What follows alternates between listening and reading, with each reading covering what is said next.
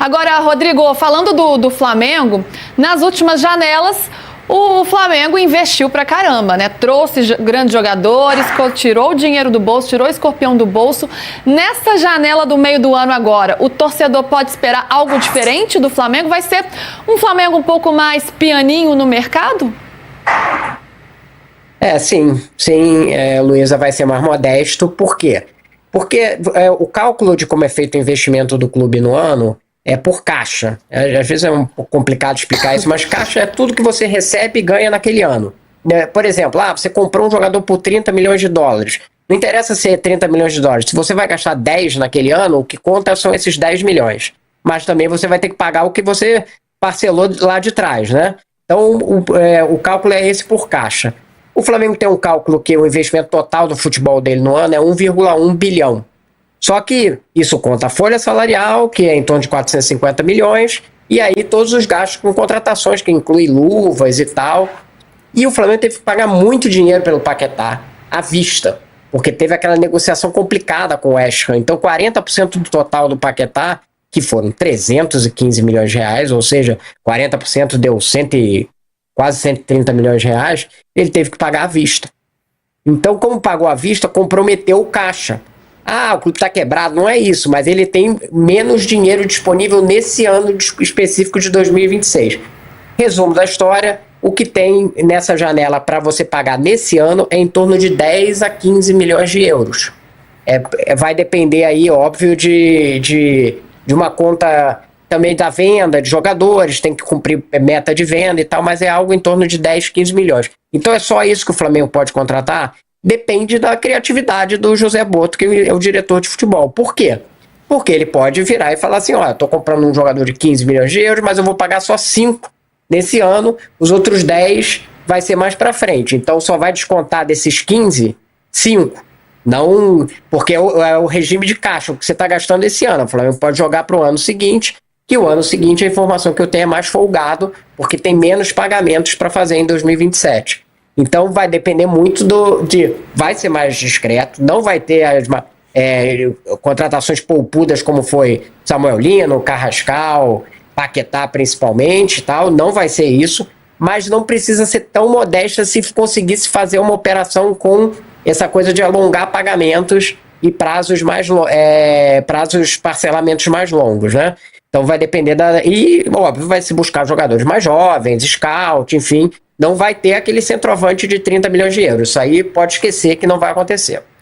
Talvez tenha que ter mais criatividade, né, para fazer essa busca, essa procura no mercado. O Flamengo, claro, né, tem uma vida financeira muito saudável, um time muito estruturado, né, haja vista tudo que vem conquistando, mas sempre tem que ter uma responsabilidade. Então a gente vai ficar de olho nessas contratações aí do Flamengo nessa janela. Você chega com a informação, né, Rodrigo, sobre como vai ser o pagamento para os clubes com jogadores convocados na Copa, né? Teve uma redução por parte da FIFA, ou seja, os clubes vão levar menos agora, os clubes que tiverem seus jogadores, que tiveram, na verdade, seus jogadores convocados.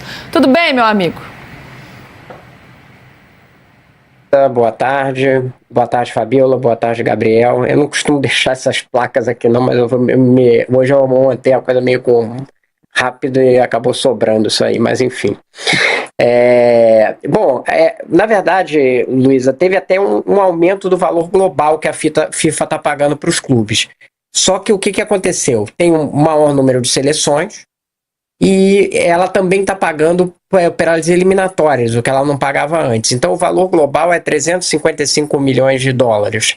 70% maior até do que a FIFA gastou na última Copa. Mas aí, como tem essa coisa são 48 seleções e antes eram 32, e aí agora você também começou a pagar por eliminatória, embora um valor menor, então o valor para a Copa em si, por dia, porque a conta é dia do jogador na Copa, a partir da convocação. Isso é 5 mil dólares, e antes da Copa anterior foi quase 11, 10 e 900, foi mais ou menos isso. Então, como que você vai fazer o cálculo, por exemplo, dos clubes, o que eu fiz, os 2 clubes que tem mais jogadores servindo as seleções, né? No caso, o Flamengo e o Palmeiras, né? O Flamengo com 9 e o Palmeiras com 7. Você calcula lá, eu calculei até o fim da primeira fase, mais ou menos 32 dias que os jogadores estariam, e aí você pega, no caso do Flamengo vai ser 45 mil dólares por dia, No caso do Palmeiras, 35 mil dólares por dia, fazendo cálculo em reais, vou jogar aqui já para reais, o Flamengo ganha 7,2 milhões de reais, mais ou menos, e o Palmeiras 5,7 milhões de reais, mas isso não é só esse valor, porque eles, obviamente, se avançam até as quartas, para o Flamengo já tem uns 3 milhões a mais, para o Palmeiras já tem uns 2 milhões a mais, e eles vão ganhar também se tiverem os jogadores na época das eliminatórias, no caso aí do dia do jogo. Então aí, para explicar, porque é meio complexo, né? O Arias, por exemplo, o Palmeiras não vai ganhar porque o Arias não era do Palmeiras na época das eliminatórias, mas ele vai receber pelo Gustavo Gomes, né? Porque na época das eliminatórias tinha um jogo lá e é um valor menor, 2.300 dólares. Então, o básico para o Flamengo e para o Palmeiras vai ser em torno de 7 milhões para o Flamengo, em torno de 5,7 ali para o Palmeiras, mas certamente vai ser um pouco mais. Então, teve essa redução em relação ao período de Copa, mas teve esse aumento por botar eliminatórias e por aumentar, né? E a FIFA vem com aquela história, vem de, é para democratizar, mais clubes receberem, não só os que estão na ponta, mais seleções beneficiadas, enfim, o discurso que tem toda essa forma, mas o funcionamento é esse. Então teve muita especulação, né, sobre esses valores do que os clubes iam receber de fato, mas o valor é esse de 5 mil dólares por dia de Copa, desde a convocação, desde a apresentação, que no caso do Brasil foi dia 27, né? Os outros também, né, que os clubes liberaram dia 27 de maio, e aí o cálculo que eu fiz aí até o fim da primeira fase, mas certamente essas seleções sul-americanas devem passar pelo menos um pouquinho mais. Mas é importante esclarecer isso, né? Porque afeta, né? Claro, né? A vida financeira dos clubes, então tudo que atinge esse ponto, o torcedor quer saber, é bom a gente esclarecer esse ponto que acabou gerando alguma dúvida aí nas últimas semanas. Vamos com Vinícius Nicoletti e Pedro Ivo Almeida chegando aqui no Sport Center. Olha só, estão na nossa tela. Nicoletti, Pedro, um abraço aos dois. Ouvimos aí o Ancelotti. Falta pouco para esse último amistoso do Brasil antes do Mundial. Um abraço aos dois. É isso aí, Felipe. Abraço para você, para o Zupac, André, fã de esportes, Bruno aqui. Pedro Ivo aqui do meu lado. Uma semana já está assim. Não apanha. Bruno chega já. Mas é o seguinte, estamos aqui em Cleveland, no aguardo da seleção brasileira, que já pousou na cidade.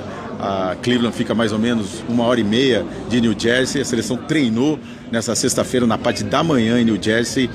Escolheu treinar no seu centro de treinamento, no seu QG, na sua casa durante a Copa, e vem para o amistoso. Cerca de 15 minutos no máximo está por aqui. Claro que a gente vai mostrar tudo ao vivo para vocês. O Brasil que chega com mudanças para enfrentar o Egito nesse último amistoso, mudanças significativas, porque entra na lateral esquerda o Douglas Santos, tem o Marquinhos de volta na zaga, mas a mudança principal do meio para frente, com a entrada do Paquetá e do Igor Thiago, saindo o Matheus Cunha e também o Luiz Henrique lá da frente. O que você acha dessa mudança e como é que chega o Brasil para esse amistoso? Esse teste é importante para a estreia na Copa, né, Pedro? Interessante, Vinícius. Um abraço a você, um abraço ao Felipe, André, um abraço especial ao Zupac, que ele está muito atento aos nossos destinos, porque um dia antes de eu chegar à cidade, ele sempre me manda uma dica gastronômica. Ele fala assim, amanhã você está indo para tal lugar, então toma aqui. Então, um abraço especial ao Zupac. Eu espero. Se você não começar a puxar o carro assim, volante pro lado, para aqueles buracos que você gosta também.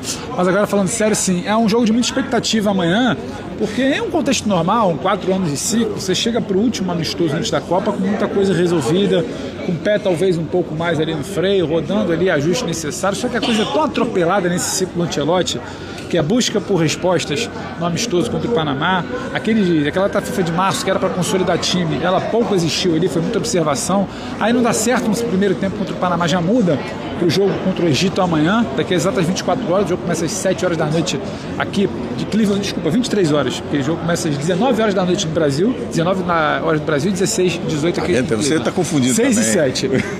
Mas então é um amistoso que se torna particularmente muito especial para definições da estreia daqui a uma semana. Porque o Ancelotti me parece que ainda está tateando. Ele quer o que exatamente? Ele quer aquele ponta como o Luiz Henrique, ele quer um meia como o Paquetá partindo de fora para dentro e o Wesley explodindo ali pela lateral. Ele quer um cara como o Igor Thiago por ali, ele quer o Matheus Cunha, que ele pode usar em algum momento da Copa com uma função completamente distinta. Alexandre Douglas Santos, a gente comentava ontem dentro do Sport Center, Nicoletti, é uma mudança diferente, de outro caráter, né? Agora, é interessante que na coletiva de hoje, mais cedo, a gente acompanhou um pouco o Ancelotti falando, ele explica exatamente o que ele quer do Paquetá, o que ele busca, né, do Igor Thiago, o que ele quer de mudança na seleção, pessoal tá de olho aqui, porque começa Sirene, aquele né? barulho, Sirene, a sirene da começa polícia. uma agitação por Já a aqui. seleção chega por aqui, a gente vai mostrar dentro do Sport Center, mas voltando ao aspecto do time, eu acho que é isso, é muito de uma expectativa, não de quase estreia, festa, a resposta vai ser dada, o Brasil vai começar a indicar uma situação mais definitiva para a estreia contra Marrocos, a resposta não vai ser positiva, vai ter que voltar algumas casinhas ali no planejamento do time. Então é isso que eu acho que está norteando aqui a expectativa da gente que acompanha a seleção brasileira, do Zupac e do André lá fazendo essa análise, do torcedor aí praticamente 8 dias, né, da estreia do Brasil na Copa do Mundo. Então tem um caráter especial esse jogo de amanhã, além, claro, da boa equipe do Egito, Salah, todos os cantos da cidade, espalhado por ali, cartaz do Vini Júnior, cartaz do Salah, cartaz até do Estevão, cartaz do João Pedro. Isso deve ter sido feito uma produção de muito tempo. Uma curiosidade, o Neymar não está em nenhum cartaz, então talvez não se acreditasse que ele estivesse por aqui. O João Pedro está nos cartazes de divulgação, o Estevão está nos cartazes de divulgação, o Salah está nos cartazes de divulgação, mas o Neymar não está. O Neymar também não vem aqui com o grupo, ficou lá em Morristown, New Jersey, base da seleção. Mas acho que é isso, é uma expectativa pela resposta que precisa dar dentro do que o Ancelotti disse que espera de Igor Thiago chegando ao time, Paquetá também, saídas de Matheus Cunha e Luiz Henrique. Para jogar para vocês aí, Felipe, uma informação sobre o desenho do time, né? Porque fica a dúvida, vai jogar no 4-3-3, 4-4-2, 4-2-3-1, ele pode montar vários sistemas com essas mudanças que ele está fazendo com a entrada do Paquetá e do Igor Thiago. Provavelmente na defesa, né, Pedro, é um 4-4-2 com o Paquetá baixando pelo lado esquerdo, foi assim durante o segundo tempo contra o Panamá, ele começou o Paquetá numa função, mas depois ele fez essa função, e o Rafinha deve descer para o outro lado, fazendo o quarto homem de meio campo, na marcação também, liberando ali a primeira linha para pressionar o adversário com o Vini Júnior e o Igor Thiago. E no ataque, como é que você imagina? Passar a bola rapidinho para o André e para o Zupa, eu acho que está bem desenhado, a ver como é que vão ser as dinâmicas. 4-4-2 sem bola, com bola 3-2-5, porque tem um aspecto ali que a gente está esquecendo às vezes, que foi falado ontem na coletiva do próprio jogador, o Wesley, ultrapassando, igual a flecha. Então se a gente fosse cantar da direita para a esquerda, a gente fica com Wesley, Paquetá, Rafinha, Igor e Vini. Eu acho que vem assim esse desenho de seleção na linha ofensiva no momento com bola.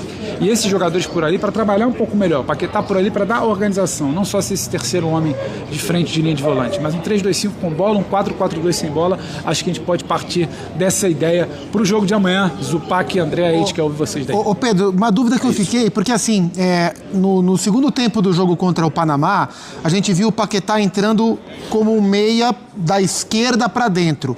E pelas palavras do Ancelotti hoje, e até dentro do seu olhar nessa combinação com Wesley, o Paquetá pela direita. A tendência é o Paquetá jogar por qual lado? O lado esquerdo, onde a gente viu ele jogar, ou o lado direito, que foi o lado, curiosamente, em que o Felipe Luiz tentou fazê-lo jogar no Flamengo e desistiu, porque ali da direita para dentro, onde era o Gerson antes do Flamengo, o Felipe Luiz não conseguiu fazer o Paquetá jogar. Paquetá partindo da direita para dentro na interação com o Wesley, mas pelo que deu para ver de observar de movimentação em treino, ele flutua muito, Zupa. Ora ele chega para jogar com o Vini, ora ele chega para interagir com o Igor, ora ele troca com o Rafinha, mas prioritariamente, até pelo início de treinamento do Ancelotti, que a gente acompanha a atividade tática inteira, até para buscar lá no nosso YouTube, na live que a gente fez, que passou o treino inteiro, ele partia da direita, vinha um pouco para dentro, o Wesley ultrapassava ali como uma flecha, né, pela lateral. Eu acho que vai ser um pouco isso, mas não vai ter gente guardando posição, não. Vai ter muita movimentação por ali. O Rafinha também não vai guardar. Acho que é Paquetá e Rafinha trocando bastante para essa interação com o Vini de um lado, com o Wesley do outro. Vamos colocar a escalação, a escalação, né? A gente já tem toda essa definição, inclusive o Gabriel Magalhães, que pediu para não jogar pelo cansaço de final de Champions League, para passar a bola para o André. André, vamos lá, o Ali colocando no papel, na tela, o que foi dito pelo Nicoletti e pelo Pedro: Alisson, Wesley, Marquinhos, Léo Pereira, Douglas Santos, Bruno Guimarães, Casemiro, aí Paquetá, assim, fica um desenho formatado com a tela, mas a gente sabe que a movimentação é um pouco diferente. Paquetá, Rafinha, Vini Júnior e Igor Thiago. Quero te ouvir, André Kfouri, sobre essa escalação para o jogo do Egito. A princípio, a minha impressão é que no momento sem a bola está a origem da escolha do Paquetá em relação ao Danilo. Faz sentido. E é curioso isso, porque o Danilo é um jogador de um poder de marcação, claro. Mas ele não faz esse acompanhamento pelo lado. Fez muito pouco no Nottingham Forest, mas não é a dele, né? Não é. E ele não consegue? É claro que consegue, mas precisa trabalhar. E há tempo? Não há. Há tempo para que o trabalho seja automatizado para que o jogador renda no melhor que ele pode? Muito provavelmente não. E em relação ao Paquetá, essa dúvida não existe. Então veja que curioso, às vezes a gente tem a tendência a achar que a entrada de um jogador tem a ver com determinadas circunstâncias e na cabeça do técnico é uma outra coisa. Porque é preciso marcar, é preciso jogar sem a bola, é preciso recuperar a bola, evidentemente. E talvez na cabeça do Ancelotti, pelo menos é o que me parece, o Paquetá é o jogador mais aparelhado para fazer esse papel na recomposição pelo lado. Por isso a opção por ele num teste às vésperas da estreia na Copa. A gente não pode perder de vista que na fase de grupos a seleção brasileira tem 3 partidas e indiscutivelmente a mais difícil é a estreia.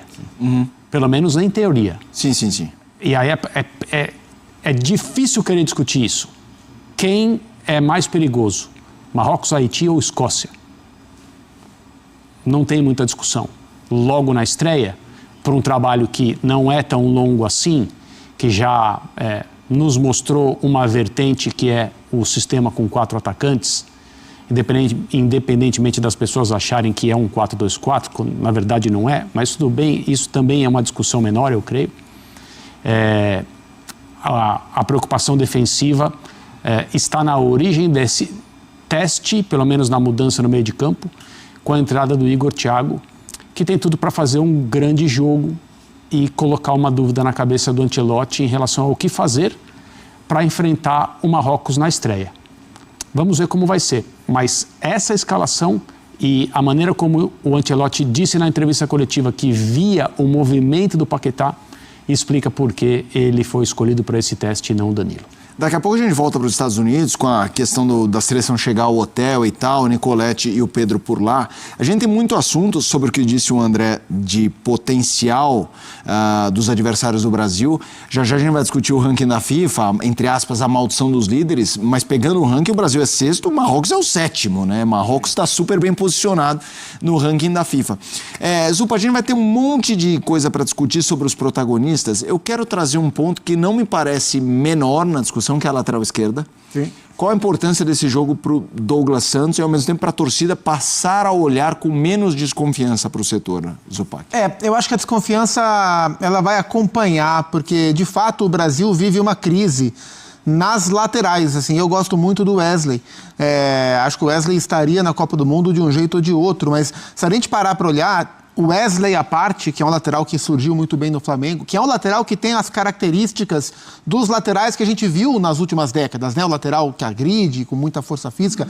Mas os outros laterais direitos que o Brasil teria na Copa, um está lá, é o Danilo, que é um jogador veteraníssimo, que no seu clube não joga mais de lateral. O outro é o Ibáñez, que é um zagueiro, e o outro era para ser o Militão, que é o zagueiro. E do lado esquerdo tá lá o Alexandro, que é um jogador veterano e que no seu próprio clube não goza de tanto prestígio assim em relação ao torcedor, vem numa temporada de queda, o que é normal pela sua faixa etária.